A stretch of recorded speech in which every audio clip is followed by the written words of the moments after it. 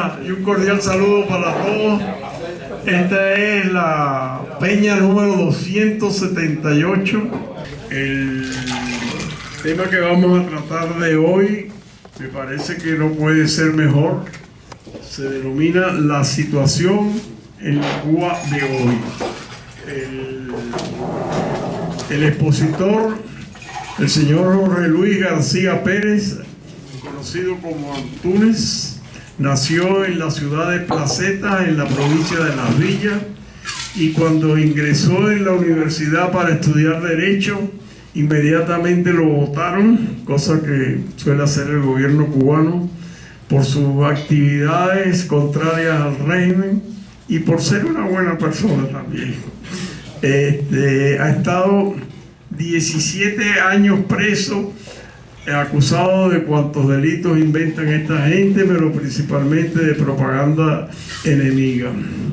Ha hecho, me dijo él, entre 20 y 30 huelgas de hambre. Ahora, todavía está un poco gordito, o sea, te felicito en ese sentido. Él coordina el movimiento Frente Nacional de Resistencia Orlando García Zapata.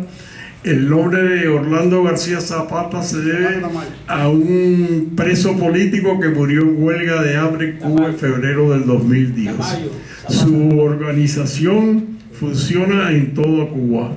Ha sido recibido por varios presidentes de diferentes países, entre otros el presidente Trump.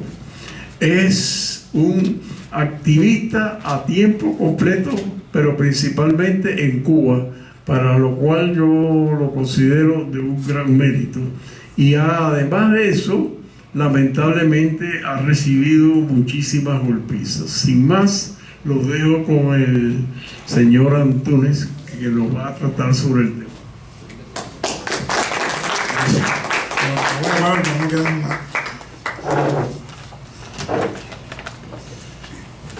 Bueno, para mí es un honor, una satisfacción estar aquí hoy en la 278 Peña Valeriana. Cuando mi amigo Miret me invitó, bueno, sentí una emoción grande por haberme dado esta oportunidad y sobre todo la confianza de estar aquí con ustedes. Bueno, independientemente de todo lo que ha dicho el señor hermano sobre mí, yo creo que es insignificante. Me siento pequeño delante de ustedes por varias razones. En primer lugar, porque yo nací en el año 1964, un 10 de octubre, y ya cuando yo había nacido, o cuando yo nacía, ustedes estaban ya luchando, enfrentando la dictadura, siendo víctima de la dictadura, y sin embargo yo estaba naciendo. Sobre todas las cosas, años después, cuando muchos de ustedes estaban viajando al exilio o estaban siendo víctimas de la prisión, de atropellos, quizás en ese momento yo tenía la pañoleta puesta y estaba coreando "Seremos como el Che", porque yo soy de una generación que fue adoctrinada lamentablemente por la dictadura. La dictadura fue muy hábil. Apenas tomó el poder, aniquiló militarmente, derrotó militarmente a la oposición. ¿Y qué hizo con los que veníamos naciendo? Trató de hacernos seres que no pensáramos, que solo obedeciéramos. Nos adoctrinaron, nos corearon, nos enseñaron a corear consignas llenas de odio contra nosotros mismos, a alabar al Che, a alabar a Fidel, a alabar a todos esos asesinos. Y así nacimos, así nos formamos. En muchos de nuestros padres les faltó el valor o la decisión o la conciencia, ¿no?, para formarnos en la verdad, y algunos por temor a que fuéramos reprimidos. Yo recuerdo ahora, porque no es lo mismo estar viviendo el momento que verlo ya en la distancia. Yo recuerdo como muchas familias, lamentablemente, cuando era pequeño veía algunas casas que decían "Cristo está en tu casa", y yo veía después, a los meses, cuando pasaba por ahí, ya era otro cartel: "Fidel está en tu casa". Eso era lamentable. Recuerdo cuando era apenas un niño, los profesores, los maestros, nos enseñaban a burlarnos de los curas, a burlarnos de las misas. Nos mandaban a sabotear las misas que se efectuaban, Ahí fue cuando inventaron los planes de la calle. Y no es que yo esté diciendo aquí que lo haya hecho, sino estoy diciendo lo que hacían la gente o las personas de mi generación. Yo recuerdo cuando yo era muy joven, muy niño, quizás 7, 8, 10 años, yo creía de verdad de que Martí era comunista, de que Varela era comunista, de que Martí era el autor intelectual del Moncada, lo creía, ¿no? También nos enseñaron, en el caso de los negros, nosotros nos enseñaron a odiar los Estados Unidos, el imperialismo. Crecí escuchando de que los negros solo éramos personas en el socialismo, de que en el capitalismo los negros nos ponían a limpiar zapatos y toda esa... Pero lejos estaba de imaginar yo que años después yo iba a visitar este país y aquí iba a ser tratado por primera vez como señor. La primera vez que a mí me dijeron señor fue el 5 de agosto del año 2013 en el aeropuerto internacional de Miami, que hasta yo me asusté. Pero señor Antonio, yo miré para atrás, sí, usted. Porque me resultaba eso difícil de creerlo. Sin embargo, me enseñaron esos perros que dicen que le echan a los negros acá, me destrozaron las piernas a mí el día 14 de octubre del año 2002 en la prisión de allá en Villa Clara, asusados por altos oficiales de la policía política. Y les cuento esto porque es bueno que se sepa que en Cuba, bueno, ustedes más que nadie lo saben, en Cuba hay un sistema no solo represivo en lo que es lo físico, sino un sistema altamente maquiavélico y sobre todo lleno de censura. Yo recuerdo que era un 15 de marzo del año 90 y discúlpenme si me extiendo, me dicen que el tiempo se me acaba, ¿no? Así que del año 90 yo me encontraba en la plaza 20 aniversario del municipio de Placeta. Le digo 20 aniversario porque en Cuba todas las plazas tienen nombre, aniversario de la revolución, el 30 de la revolución, para adelante ahora, todo es la misma historia.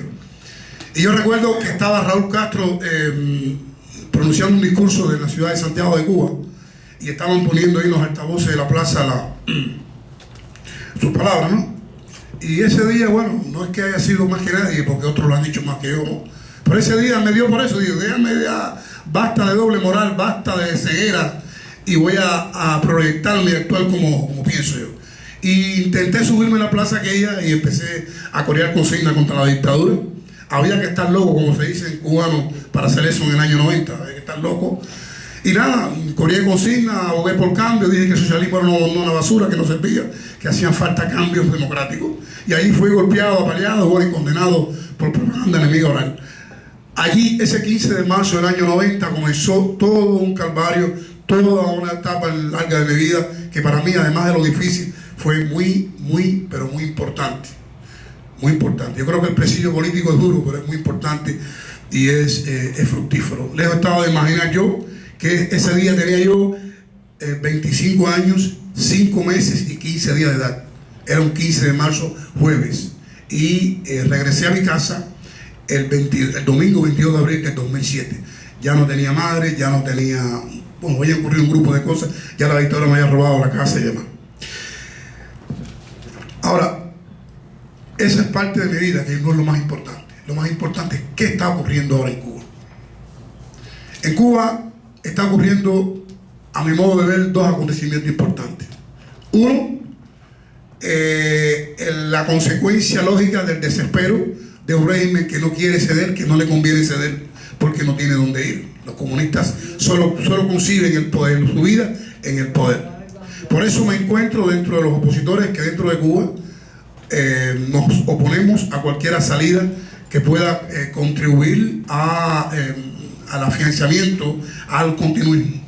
Nosotros no, o sea, voy a hablar en nombre mío, en este caso. Me encuentro entre los que no nos conformamos con pedir respeto a los derechos humanos. Nuestra lucha no es porque se mejoren las cosas dentro de Cuba, nuestra lucha no es porque se reforme el régimen, nuestra lucha es porque desaparezca esa criminal dictadura. Nada hacemos con participar en un proceso político con la dictadura, nada hacemos con enfrentarnos legalmente o en una elección a la dictadura hay que sacarla de ahí. Yo creo que no hay posibilidad, ni es ético, ni es digno, ni es moral, ni es patriótico disputarle a la dictadura el poder, ni en las urnas, ni en este caso ni en la ley. A la dictadura hay que sacarla. Solamente es posible un sistema democrático y justo a partir del derrocamiento o el abandono de la dictadura. Venezuela, la situación de Venezuela, la situación de Nicaragua y la situación de Cuba es la misma situación. Y gracias a Dios tenemos un presidente acá en los Estados Unidos que por vez primera ha sabido enfocar este tema como un tema regional. Estamos muy esperanzados en eso. La aprobación del capítulo 3 y 4 va a contribuir poderosamente a la libertad de Cuba. Y no es porque desde Washington puedan decidir cuándo Cuba va a ser libre, es porque la aplicación de esas leyes, gracias al presidente Trump, va a acelerar las protestas, va a acelerar el descontento y va a privar a la dictadura de los fondos que necesita para mantenerse en el poder. Eso es así y eso es claro, y va a desestimular a las inversiones extranjeras que tanto necesita la dictadura para mantenerse en el poder. La situación de los presos políticos es una situación que no puedo pasar por alto. En Cuba hay hombres como Armando Sosa Fortuny, que lleva más de 40 años preso. Hay un silencio mediático referente a eso. Para mí Sosa no es una figura de la televisión ni del periódico. Sosa es un hombre que he compartido prisión política con él, lo conozco, lleva 40 y tantos años en prisión. Miguel Díaz Bauzas también. Son hombres que tuvieron el coraje de llegar a Cuba, haber salido de acá. Mira, Sosa cumplió 17 años, desembarcó en Cuba en el año 60 o 61, cumplió 17 años, vino acá al exilio y volvió a regresar en el año 94 y lleva 19 años más, es decir, lleva 40 y tantos años en total. Y nos duele el silencio cómplice que hay con este hermano nuestro. La libertad de los presos políticos debe ser nuestra prioridad más importante y siempre estaremos enfocados en ella. Yo quiero narrar aquí hablar ya antes de concluir sobre una situación para que ustedes vean el nivel de saña, de sadismo de la dictadura. Yo tuve una niña, mi hija, hace 2 años y pico. Yo no había podido tener, yo tengo 54 años de edad, no había podido tener familia, producto a todas las cosas que ustedes deben de imaginar. En enero del año 2017, mi esposa y yo, ante el peligro que corría su vida, al ver que el mismo policlínico donde presuntamente se debía atender era donde salían los actos de repudio, que agredían, que tiraban piedras, que amenazaban a mi casa, al ver que los propios doctores y médicos que atendían a mi esposa eran los mismos que daban actos de repudio, decidimos traerla a este país para que aquí diera luz. Y bueno, efectivamente fue así. Pero viceversa, como se hace tradicionalmente, cuando mi esposa da a luz, nosotros regresamos a Cuba con la niña. Y cuando llegamos a Cuba, nos encontramos con la cruda realidad de que la dictadura castrista le niega la ciudadanía cubana a mi hija, pero además le niega la atención médica, alegando que había nacido acá en Miami. Eso verdaderamente colocó a mi hija y colocó a nuestra familia en un estado de desespero. Después nos dijeron que para recibir atención médica tenía que esperar los 10 y tantos años de edad o hacer el proceso de avecindamiento. O sea, el proceso de avecindamiento es algo así como darle una categoría de residente permanente en Cuba.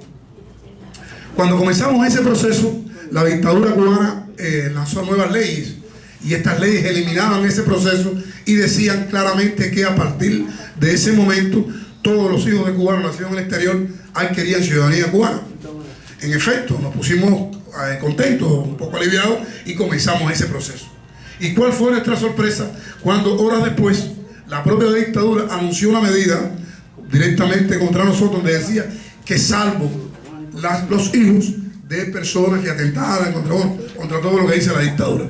Y en este momento mi hija se encuentra en esa fase.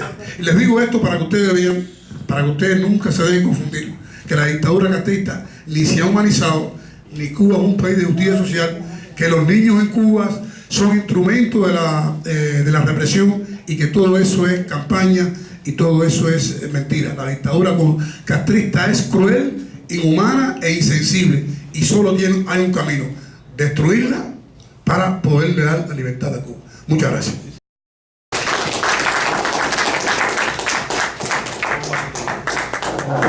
¿Alguna pregunta que quieran hacerme? Estoy aquí.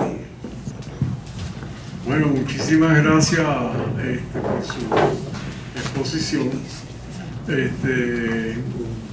Yo la resumo en las partes que me parecen muy interesantes de su charla. Es un ejemplo más de un cubano que recibió el adoctrinamiento intenso que existe en Cuba, lo que lo llevó a pensar inclusive que Martí era comunista. Demoró unos cuantos años en abrir los ojos, pero al final los pudo abrir. Nos ha dicho lo que está ocurriendo en Cuba, que sintetizó en dos partes. Primero, que el régimen no quiere ceder, y segundo, que la lucha para que desaparezca esa criminal dictadura es feroz, y pone el ejemplo de los niños, que la conducta, él califica la conducta del gobierno cubano como inhumana e insensible. Para entrar un poquito más en detalle de la situación real que existe en Cuba, yo le voy a hacer una exposición y una pregunta. En mi humilde criterio, yo veo una enorme diferencia entre el sistema político de Cuba y los sistemas políticos de Venezuela y de Nicaragua. Y como consecuencia de ello, las actividades que se realizan dentro de esos dos países son muy diferentes. Como quiera que yo viví muchos años en Venezuela, los venezolanos, y eso se lo quiero preguntar a él, me hacen siempre una indicación que para mí me resulta sumamente desagradable. Dice: los venezolanos estamos en la calle, nos han matado a muchísimas personas, pero los cubanos en los últimos años nunca han salido a la calle. Personalmente, yo lo atribuyo a dos razones. Primero, el control del gobierno cubano es enorme y mucho mayor que en Venezuela y en Nicaragua. Ejemplos hay millones, pero solamente lo que él dijo de que cuando empezó a estudiar en la universidad Derecho, que era su vocación, por sus creencias políticas, inmediatamente lo expulsaron. En Venezuela eso no existe. Las universidades funcionan, inclusive la Universidad Central, que es del gobierno, es pública y es autónoma. Es una de las principales instituciones contrarias al gobierno. O sea, en Venezuela no han podido controlar ni el aspecto religioso ni el aspecto educacional. En Cuba siempre pongo el ejemplo de los 132 sacerdotes y el obispo Monseñor Bosa Masvidal, que fueron expulsados en contra de su voluntad en el Covadonga de Cuba. O sea, en Venezuela yo creo que los más que han expulsado han sido 2 o 3 sacerdotes. Yo veo que el adoctrinamiento en Cuba es muchísimo mayor que en todos estos países, y ese adoctrinamiento ha tenido sus frutos, lamentablemente. Los cubanos, que por lo menos los que yo he tratado aquí, a lo mejor yo estoy equivocado, yo noto que son muy indiferentes y neutrales al sistema de Cuba. Nunca yo he escuchado que ninguno de ellos ha hablado mal del gobierno de Cuba, ni de Fidel, ni del comunismo. Un ejemplo son los peloteros cubanos que se han escapado, dicen ellos, y han venido a jugar aquí y han devengado salarios de multimillonarios. Y en concreto, para que se entienda bien, hay uno que a mí me cae muy simpático porque es muy carismático, el Duque Hernández, que pichó con los Yankees, pichó con Chicago y devengó unos salarios altísimos. Cuando el gobierno de Obama participó en Cuba y quiso ir a Cuba, Duque dijo que él quería asistir. Entonces lo llevaron al Hotel Nacional en La Habana, y cuando pidió ir a visitar a sus amigos y algunos familiares lejanos, cercanos, en Guajay, que es pegadito a La Habana, en la carretera que va a Rancho Boyero. Le dijeron: no, señor, usted de aquí del Hotel Nacional no se puede mover, usted nada más que puede participar en las actividades que el gobierno cubano ha estimado conveniente. O sea, el control de Cuba es total.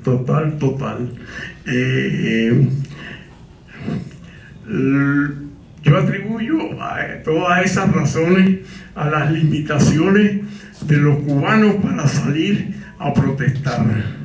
Allá en Cuba, para mí, yo no los critico, yo admiro al señor Antúnez por su activismo constante en Cuba, pero el que salga a la calle a protestar lo van a meter preso o van a tomar una serie de represalias contra él.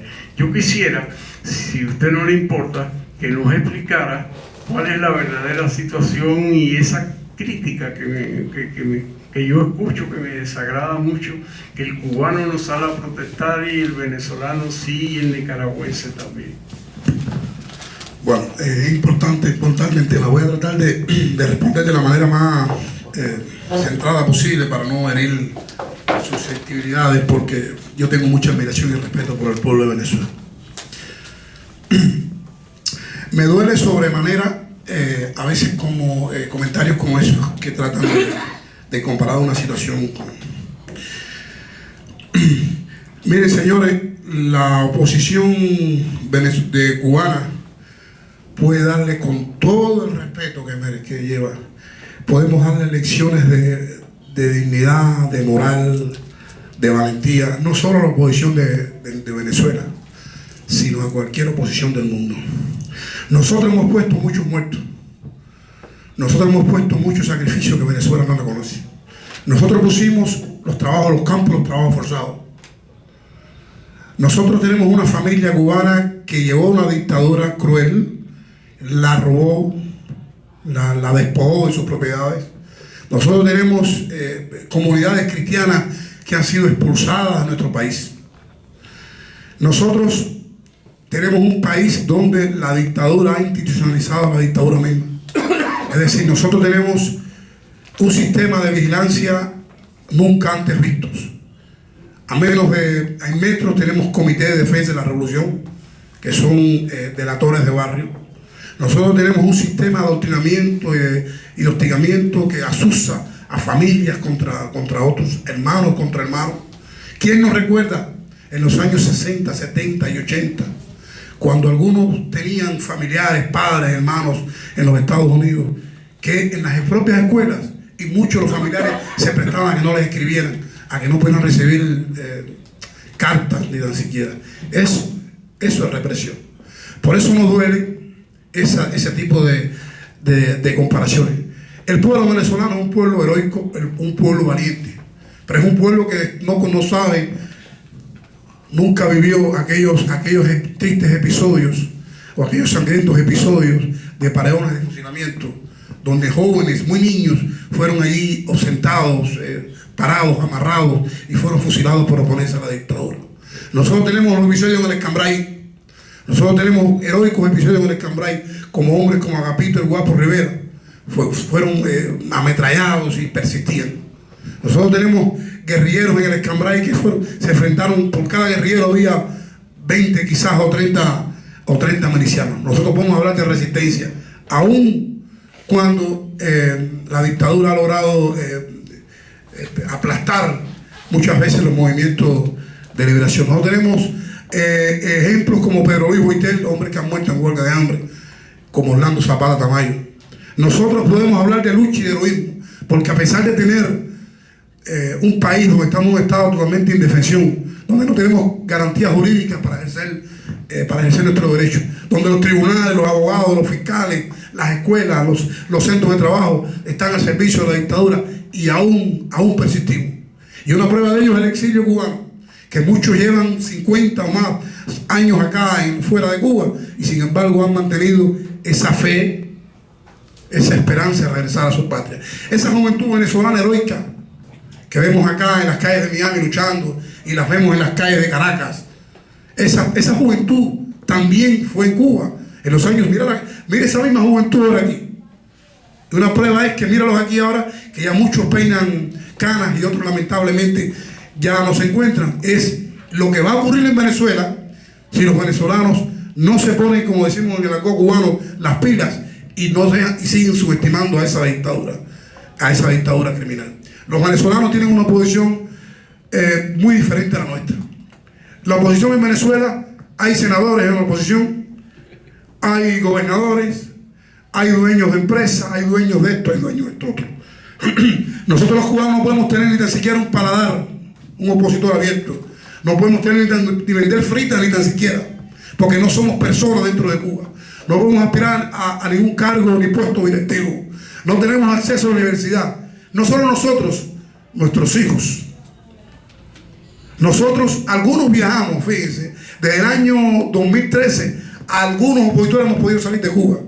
Pero cuando regresamos, a muchos nos apalean, nos roban, nos extorsionan o nos prohíben volver a salir. Algo muy diferente al pueblo de Venezuela. Algo muy diferente al pueblo de Venezuela. Chávez, con todo lo que quiso hacer, que no lo pudo hacer. Chávez no pudo fusilar, no pudo hundir un remolcador cargado de niños inocentes, como lo hizo Fidel. A nosotros nos han hundido remolcadores, nos han derribado avionetas inocentes. Eso es un ejemplo de lo que es represión, pero lo que es de coraje. Así que son ejemplos totalmente diferentes. Y el solo hecho de nosotros enfrentarnos a esa criminal dictadura que tiene las escuelas, que tiene los centros médicos, que tiene las universidades, que todo lo tiene bajo su control, yo creo que es una señal inequívoca de que son situaciones y son circunstancias muy diferentes. Si hay un pueblo heroico, si hay una historia heroica, si hay un pueblo que merece ser libre y que no ha dejado de luchar, es el pueblo de Cuba.